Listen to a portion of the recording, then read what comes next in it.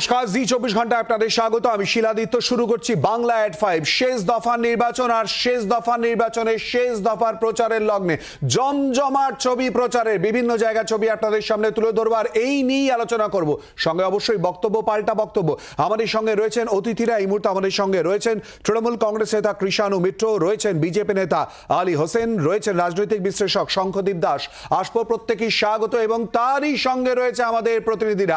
বিভিন্ন জায়গা ছবি তুলে ধরছি। তৃণমূল কংগ্রেস, বিজেপি, বাম, বিভিন্ন জায়গা, আইএসএ, বিভিন্ন জায়গায় কিন্তু প্রচারের ঝড় তুলছে। কারণ শেষ দফা নির্বাচন আর তার আগে কিন্তু যে শেষ দিন, শেষ দফার প্রচার একেবারে তুঙ্গে রয়েছে। প্রচারের ছবি, বিভিন্ন জায়গা ছবি আপনাদের সামনে আমরা তুলে ধরবো। অর্থাৎ উত্তর কলকাতা, দক্ষিণ কলকাতা, ডায়মন্ড হারবার, বিভিন্ন জায়গা ছবি তুলে ধরছি যেখানে ইতিমধ্যেই দেখা যাচ্ছে অর্থাৎ মূলত কিন্তু প্রচারের ঝড় তুলছে বিভিন্ন রাজনৈতিক দলের তরফ থেকে প্রতিনিধিরা। সেই ছবি আপনাদের সামনে তুলে ধরবো। আর প্রচারের মাঝেই কি বক্তব্য উঠে আসছে তাও আপনাদেরকে দেখাবো। আমরা প্রথমেই শুনিয়ে দেবো মমতা বন্দ্যোপাধ্যায় এবং শুভেন্দু অধিকারী তারা কে কি বললেন এই প্রচারে।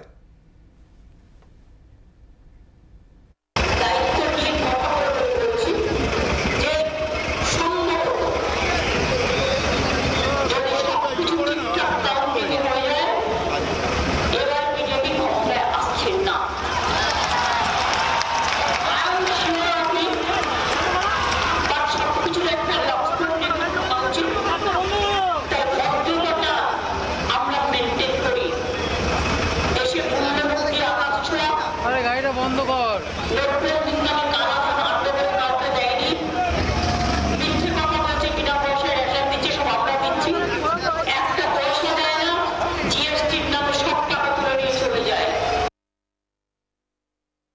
বিজেপির বিধাননগর ঘাঁটি, এখানে কেন্দ্রের ভোট হলে মোদিজি ছাড়া কাউকে ভোট দেয় না লোক। 14তে 20,000 লিড ছিল, 14তে 20,000 লিড ছিল আর এতে লিড ছিল 19-এ 30,000। এবার আমরা 1,00,000 লিড নেব। ওরা ছাপ্পা না মারতে পারলে কোনোদিন জিততে পারে না, আর এবারে ছাপ্পার সুযোগ নেই। আর প্রচারের ছবি তুলে ধরবো। সঙ্গে রয়েছে আমাদের তিন প্রতিনিধি, তারই সঙ্গে বিভিন্ন জায়গায় ছবি আপনাদের সামনে তুলে ধরছি। আপনারা দেখতে পাচ্ছেন বিধাননগরের প্রচারের ছবি, দক্ষিণ কলকাতায় প্রচারের ছবি, অভিষেক বন্দ্যোপাধ্যায় ডায়মন্ড হারবারের প্রচার করছেন, যাদবপুরের প্রচারের ছবি, অপরদিকে মথুরাপুর, বরানগর এবং দক্ষিণ কলকাতায় সায়রা শাহ আলীম, বিভিন্ন জায়গায় প্রচারের ছবি। সমস্ত রাজনৈতিক দল একেবারে শেষ মুহূর্তে কেউ এক মিনিটও নষ্ট করতে চাইছেন না আর তাই প্রচারের জন্য ঝাঁপিয়েছেন। সঙ্গে রয়েছে আমাদের তিন প্রতিনিধি। এই মুহূর্তে রয়েছে মমতা বন্দ্যোপাধ্যায়, প্রচারের সঙ্গে রয়েছে সুতপা এবং শ্রেয়সী গঙ্গোপাধ্যায়। অপরদিকে বিজেপির প্রচার, সেখানে রয়েছে দেবাঞ্জন বন্দ্যোপাধ্যায়। প্রথমেই চলে যাব সুতপার কাছে। সুতপা, আমরা দেখতে পাচ্ছি ইতিমধ্যেই রাস্তায় নেমেছেন, হাঁটছেন মমতা বন্দ্যোপাধ্যায়। কি ছবি, কি নজরে আসছে সুতপা?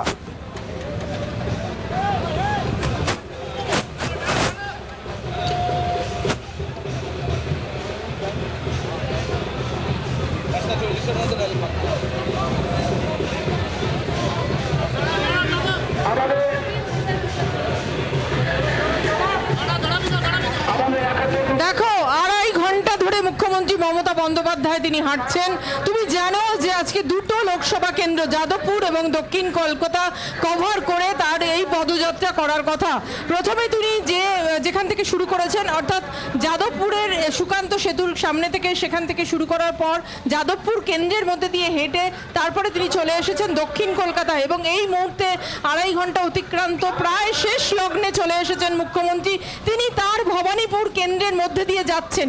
এই গোটা 2.5 ঘন্টার যে পদযাত্রা, তাতে আমরা বিভিন্ন বর্ণময় চিত্র দেখতে পেলাম। এটা কিন্তু বলাই যেতে পারে শিলাদিত্য, বিভিন্ন জায়গায় যেখানে অবাঙালি যে এলাকাগুলো দিয়ে যখন তিনি গেছেন তখন দেখা গেছে গুজরাটি মেয়েরা তারা এসে ডান্ডি নাচ করছেন, মুখ্যমন্ত্রীকে স্বাগত জানাচ্ছেন। গোটা রাস্তা জুড়ে, রাস্তার দুধারে অসংখ্য মানুষ এবং তার মধ্যে মহিলারা, বাচ্চারা, বয়স্ক মহিলারা, ছেলে, অল্প বয়সী ছেলেরা সকলে এসে মুখ্যমন্ত্রীকে একবার ছুঁয়ে দেখার চেষ্টা করছেন, তাকে স্বাগত জানাচ্ছেন। এবং শুধু তাই নয়, যে সমস্ত হাই রাইজ বিল্ডিংগুলো যে রাস্তার ধারে ছিল সেখান থেকে, অথবা যে সমস্ত স্ট্যান্ড অ্যালোন বাড়িগুলো, সব বাড়ির বারান্দায়, ছাদে মানুষরা দাঁড়িয়ে তার ছবি তুলছেন। আমরা সেই চিত্র কিন্তু দেখেছি। খুবই খুবই চেনা চিত্র শিলাদিত্য, কারণ যখনই মুখ্যমন্ত্রী মমতা বন্দ্যোপাধ্যায়কে জেলাতেই হোক কি কলকাতা শহরে হোক তিনি পদযাত্রা করেন, এই চিত্রটা দেখা যায় যে সবাই সেলফি তুলতে চায় অথবা তার ছবি তোলে এবং একবার তার সাথে হাত মেলাতে চায়। এক্ষেত্রেও কিন্তু তার ব্যতিক্রম হয়নি, অক্লান্ত বলা যেতে পারে মুখ্যমন্ত্রী হেঁটে চলেছেন। এতটা রাস্তা, বুঝতেই পারছো 12 কিলোমিটার রাস্তা তিনি হাঁটছেন, তাকে দেখে অবশ্য বোঝার উপায় নেই যে তিনি এতটুকু ক্লান্ত হয়ে পড়েছেন। প্রবল গরম আজকে, কারণ প্রচন্ড ঘাম হচ্ছে, যা সকলেই যারা হাঁটছেন মুখ্যমন্ত্রীর সাথে একেবারে সুতোবাজে কথা জানালো, অর্থাৎ 2.5 ঘন্টা অতিক্রান্ত কিন্তু এখনো হেঁটে চলেছেন মমতা বন্দ্যোপাধ্যায়, সেই ছবি তুলে ধরছে। অপরদিকে চলে যাব দেবাঞ্জনের কাছে। দেবাঞ্জন, আমরা দেখেছি শুভেন্দু অধিকারী ইতিমধ্যেই সভা করেন এবং তিনি তারই সঙ্গে হাঁটেন। কি ছবি উঠে আসে, কি বক্তব্যই বা উঠে আসে, খুব সংক্ষেপে দেবাঞ্জন।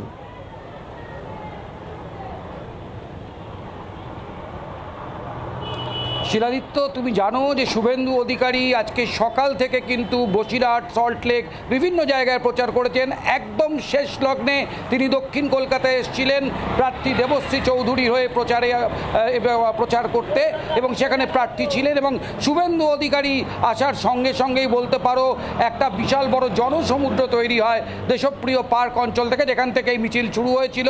তারপর ধীরে ধীরে মিছিল এগোতে থাকে এবং বিশেষ করে লেক মার্কেট অঞ্চল থেকে রাসবিহারী মোড় পর্যন্ত যে গাড়ি দাঁড়িয়ে পড়েছিল রাস্তার দুধারে, সেখান থেকে কিন্তু দেখা যায় যে বাস যাত্রী, অটো যাত্রী তারাও কিন্তু মিছিলের উদ্দেশ্যে হাত নাড়ছেন। শুভেন্দু অধিকারী সেদিকে গিয়ে তাদের সঙ্গেও জনসংযোগ করেন, কুশল বিনিময় করেন। তবে বেশি সময় তিনি মিছিলে ছিলেন না।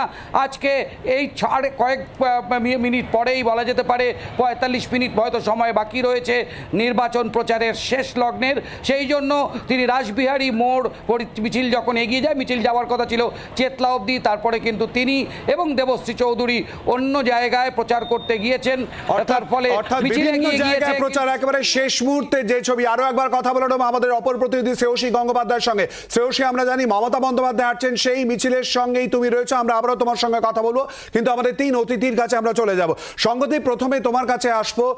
সাংবাদিক হিসেবে যে চিত্রটা নজরে আসছে, দীর্ঘদিন তুমি এই নির্বাচনের বিষয় তুলে ধরেছো, বিশেষ করে দিল্লির, সেই জায়গায় দাঁড়িয়ে বাঙালির যে উৎসাহ, এতদিন ধরে নির্বাচন হচ্ছে, কোথাও কি খামতি বলে রয়েছে? কোথাও কি মনে হচ্ছে সেই জায়গা? আমরা জানি রাজনৈতিক দলগুলির তো উৎসাহ থাকবেই।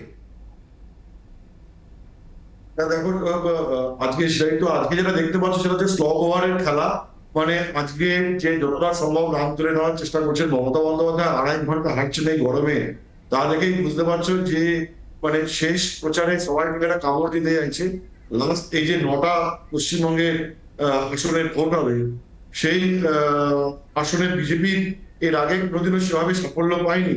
তার ফলে দেখবে যে শুভেন্দু অধিকারীও আজকে মানে একটা সেকেন্ডের সময় নষ্ট করতে চাইবেন না। এটা তো তৃণমূলের নিজেদের গড়, নিজেদের জায়গা বলে পরিচিত। ফলে মমতা বন্দ্যোপাধ্যায় শেষ প্রচারে তার দক্ষিণ কলকাতা এবং যাদবপুর এখানে নজর দেবেন, এটা স্বাভাবিক। কিন্তু বিজেপির চেষ্টাটাও এখানে চোখে পড়ার মতো। তার কারণ হচ্ছে বিজেপি এই প্রথমবার কলকাতা এবং সংলগ্ন জায়গায় এন্ট্রি নিতে চাইছে। এটা বিজেপির জন্য সবচেয়ে অনেক ইম্পর্টেন্ট হতে চলেছে এই ফেজ। এর আগে বিজেপি অন্যান্য জায়গায় সাফল্য পেয়েছে, কিন্তু কলকাতার এই চত্বরে কোনো সাফল্য বিজেপির নেই, কমপ্লিটলি অধরা। একটা অন্তত আসলে যদি বিজেপি জিততে পারে, তাহলে এই যে দেখো আমরা বরাবর দেখছি পশ্চিমবঙ্গের রাজনীতির এপিসেন্টার হচ্ছে কলকাতাকে নিয়ে সবকিছু আবর্তিত হয়। তাও কিন্তু কলকাতাতেই বিজেপির কোনো উপস্থিতি নেই, মানে একটা লোকসভা সম্পূর্ণ এলাকায় নেই। মানে শেষ প্রচারে বিজেপি দেখবে যে আজকে শুভেন্দুরা ঝাঁপিয়ে পড়েছেন, কখনো দক্ষিণ কলকাতায়, কখনো গিয়ে পশ্চিমবঙ্গে, কখনো গিয়ে বিধাননগর গিয়ে প্রচার করছে। তো এইটা বিশ্ব ভোটের প্রচার আমি কি বলবো যে মোটামুটি আড়াই মাস, প্রায় 2 মাস, 2.5 মাস ধরে প্রচার। এই এতদিন প্রচার অনেকটাই হচ্ছে একটা বড় ঝুঁকির ব্যাপার, মানে টেম্পোটাকে ধরে রাখা দুটো পার্টির পক্ষে কিন্তু খুব চ্যালেঞ্জিং ছিল। একই কথা বলে যাওয়া, নতুন কথা তৈরি করা, নতুন ন্যারেটিভ তৈরি করা, এটা দুটো পার্টির কাছে চ্যালেঞ্জিং ছিল। মানে দুর্ভাগ্য দেখবো কিছু কিছু বাজে কথাবার্তা এই ভোটে এসেছে, খুব পোলারাইজ কমিউনালি সেন্সিটিভ কথাবার্তা আমরা এই ইলেকশন দেখতে পেয়েছি, যেগুলো অনভিপ্রেত করে আমার মনে হয়েছে। বাকি তো ঠিক হয়েছে, বাকি তো ঠিকই আছে। একেবারে শঙ্করদীপ যে কথা বলছে, অর্থাৎ নির্বাচন যে একেবারে জমজমাট, সঙ্গে শেষ মুহূর্তের প্রচার, তা একেবারে স্পষ্ট হয়ে যাচ্ছে। আরো একবার চলে যাব শ্রেয়সী গঙ্গোপাধ্যায়ের কাছে। শ্রেয়সী, এই মুহূর্তে রয়েছে মমতা বন্দ্যোপাধ্যায় রাস্তায় রয়েছেন এবং তিনি হাঁটছেন 2.5 ঘন্টা অতিক্রান্ত। শ্রেয়সী, কি ছবি উঠে আসছে? সুতবা বলছিল একেবারে অক্লান্ত ভাবে সেই ছবি নজরে আসছে, প্রচুর মানুষের ভিড়।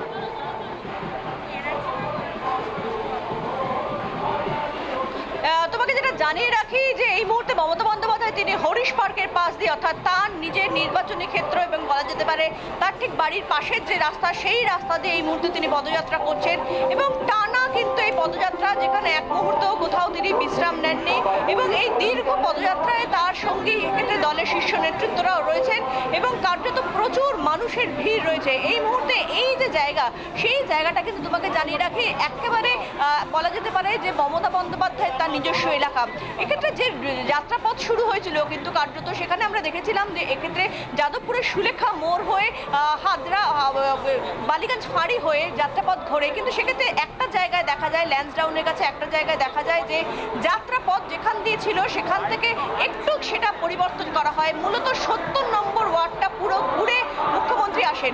আমরা জানি যে 70 নম্বর যে ওয়ার্ড রয়েছে কলকাতা পৌরসভা, সেই 70 নম্বর ওয়ার্ড মুখ্যমন্ত্রী তার নিজের নির্বাচনী ক্ষেত্রের মধ্যে পড়ছে, অর্থাৎ ভবানীপুর বিধানসভার মধ্যে পড়ছে এবং এখানে কিন্তু প্রচুর অবাঙালি এবং গুজরাটি ভোটার রয়েছে।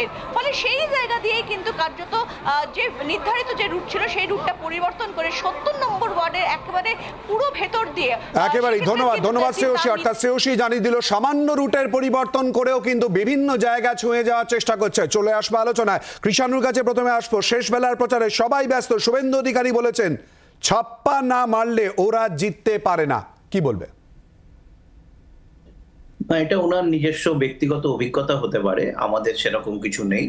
আমাদের এখানে তো বারংবার তাদের চাহিদা অনুসারে কেন্দ্রীয় বাহিনী, কেন্দ্রীয় নির্বাচন কমিশন, এরা তো 2014তেও করেছিল, 2016তে করেছে, 2019-এ করেছে, 2021-এ করেছে। তারপর এই মরাকান্না মানে অ্যাকচুয়ালি যেটা বোঝা যাচ্ছে সেটা হচ্ছে অ্যালিবাইটা এখন থেকে গেয়ে রাখা। পরে তো যখন স্ক্রুটিনি হবে, হারের তো কারণ দিতে হবে, তো সেই গেটা এখন থেকে রাখা। আমি যে চিত্রগুলো দেখছিলাম তোমাদের পর্দায়, এটাতে দেখছিলাম যে স্পন্টিনিটি, যে স্বতঃস্ফূর্তটা নেত্রীর প্রতি, উনি প্রতি নমস্কার করছেন সাধারণ মানুষের, এবং আমাদের যে মিছিল আছে সেটাতে লিডারশিপের মানে পুরোপুরি ডিফাইন্ড লিডারশিপ। হ্যাঁ, নেত্রী করছেন, নেত্রী অভিবাদন গ্রহণ করছেন। আর বিজেপির এই কেওটিক মিছিলটা দেখছিলাম যে সবাই নেতা, সবাই নমস্কার প্রতি নমস্কার করছেন, অ্যাকচুয়ালি কে নেতা নয়। তো এটা থেকেই পরিষ্কার কোন দল কোন জায়গায় দাঁড়িয়ে সাংগঠনিক ভাবে মানুষের একটু আটকাচ্ছে বিজেপির প্রতিনিধি আমাদের সঙ্গে রয়েছেন। ইতিমধ্যেই যে কথা কৃষ্ণবাবু বলছেন, ক্যাওটিক মিছিল সাংগঠনিকভাবে দুর্বলতার অভিযোগ করছেন। ভারতীয় জনতা পার্টির আজকে আমাদের যা কার্যক্রম ছিল, মাননীয় শুভেন্দু অধিকারী, সুকান্ত মজুমদার এবং দিলীপ ঘোষ সহ আরও রাষ্ট্রীয় রাজ্য দিল্লির নেতৃত্বের বিভিন্ন প্রোগ্রাম ছিল। আপনারা দেখেছেন বসিরহাটে, কিছুক্ষণ আগে দেখালেন যে বসিরহাটে শুভেন্দু অধিকারীর কার্যক্রম জনসমুদ্রের রূপ নিয়েছে। তারপরে উত্তর কলকাতা থেকে শুরু করে দক্ষিণ কলকাতা পর্যন্ত আমরা দেখলাম। সুকান্তবাবুরও প্রোগ্রাম থাকলে আপনারা দেখাতে পারবেন, দেখবেন জনসমুদ্র। সেই জন্য আজকে কৃষ্ণানন্দবাবু যে কথাটা বলছেন এর কোনো ভিত্তি নেই। আমরা যেটা বলতে চাই, মমতা বন্দ্যোপাধ্যায় আজকে শেষ লগ্নে, একবারে প্রচারের শেষ লগ্নে উনি হাঁটছেন, উনি হেঁটে যান, অটোতে যান, বাসে যান। এর আগেও তো আমরা দেখেছি বিভিন্ন জায়গায়, বিভিন্ন জায়গায় 2.5 মাস ধরেই উনি হাঁটছেন। হেঁটে কোনো লাভ হবে না, উনি হেঁটে যান, অটোতে যান, বাসে যান, হেলিকপ্টারে যান। এইবারের ইলেকশনে কমসে কম এইবারের ইলেকশনে কোনো লাভ হবে না। বিজেপির বক্তব্য কৃষাণু আসন নিয়ে বিজেপি ক্ষমতায়। না, ঠিক আছে, আলিদার প্রতি ব্যক্তিগত শ্রদ্ধা আছে, কিন্তু আলিদারও কিছু করার নেই। মানে আলিদাও জানেন, আলিদা কুচবিহারের মানুষ, সেখানেও দেখেছেন বিজেপির আড়ম্বর কতটা আর অ্যাকচুয়াল সংগঠন বা ভিত্তি কতটা। তো আমার বিশেষ কিছু বলার নেই। 4 তারিখে তো সকলেই প্রমাণ পাবো, শুধু আমরা পাবো, বিজেপি পাবে তা তো, সকল মানুষই জেনে যাবে কে কোথায় দাঁড়িয়ে আছে। আমি শুধু চিত্রটা দেখে একজন সাধারণ মানুষের চোখ দিয়ে যা দেখলাম সেটা একটা কেওটিক মিছিল, আর একদিকে স্বতঃস্ফূর্তটা মানুষের অভিবাদন গ্রহণ, আর একদিকে সকলের কাতর চেষ্টা নেতা হওয়ার, সেটাই দেখলাম। আমরা এই ছবিগুলো আবারও তুলে ধরবো, সঙ্গে অতিথিদের সঙ্গে আলোচনা। একটা বিরতির পর চোখ রাখুন জি 24 ঘন্টায়, বাংলা এট 5 এর সঙ্গে থাকুন।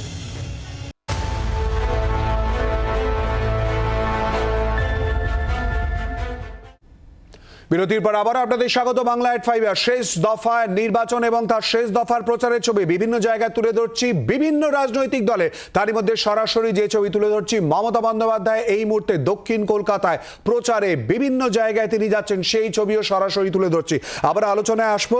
আলিদা, ইতিমধ্যে মমতা বন্দ্যোপাধ্যায় প্রচার যখন শুরু করছেন তার আগে আজকেই বলেছেন সবকিছু ঠিক থাকলে এবারে বিজেপি ক্ষমতায় আসবে না। আমি যেটা বলছি, আমার দল যেটা বলছে পরিষ্কার কথা, অষ্টাদশ লোকসভার দুটো ঐতিহাসিক রেজাল্ট হতে যাচ্ছে।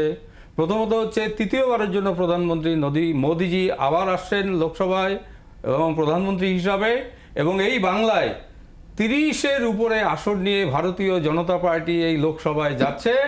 বাংলায় তৃণমূলের একটা ইন্দ্রপতন হতে যাচ্ছে এইবারের ইলেকশন। এখন বিষয়টা হচ্ছে এগুলো সব বেসিক্যালি লড়াইটা বিজেপি যার সাথে করছে, এটা বাম কংগ্রেসের সাথে, কে দ্বিতীয় হবে আর তৃতীয় হবে।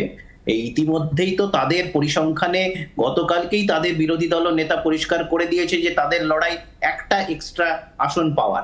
তো 35 থেকে শুরু হয়েছিল, 25 হয়ে এখন একটা এক্সট্রাতে মিডিয়ার সামনে বলতে হচ্ছে, এবং ব্যক্তিগত পরিসরে কি কি কথাবার্তা হচ্ছে সেটাও আমরা কিছু কিছু খবর টবর পাচ্ছি। দ্বিতীয়বার তৃতীয় আবার লড়াই করছেন কৃষাণু বলছেন। সেটা বিষয় নেই। এবারের ইলেকশনে কৃষাণু বাবু খুব সিনিয়র ব্যক্তি, আমি সম্মান করি ওনাকে, উনি ওনার দলের বক্তব্য বলছেন। আমি আমার দলের যেটা বক্তব্য বলছি, এবারে ভারতীয় জনতা পার্টি ঐতিহাসিক রেজাল্ট করতে যাচ্ছে বাংলায়। 30+ আসন আমরা পাবো। এই অবস্থা কৃষাণু বারবার 30+ বলছেন, 30-এর বেশি বারবার বলছেন। অর্থাৎ বোঝাই যাচ্ছে যে বক্তব্য পাল্টা বক্তব্য একেবারে জমজমাট হয়ে রয়েছে, এবং তারই সঙ্গে প্রচারের শেষ ল্যাপ, সেই ছবিও তুলে ধরছি। আপনাদের সবাইকে ধন্যবাদ আমাদের সঙ্গে এই আলোচনায় অংশগ্রহণ করার জন্য। বাংলা এট 5 আজকের মতো এ পর্যন্তই। নিচ্ছি ছোট্ট একটা বিরতি এবং আরো অন্যান্য খবর নিয়ে ফেরত আসছে শুক্লা, সঙ্গে থাকুন। বাংলার আওয়াজ, বাঙালির আবেগ, জি 24 ঘন্টা।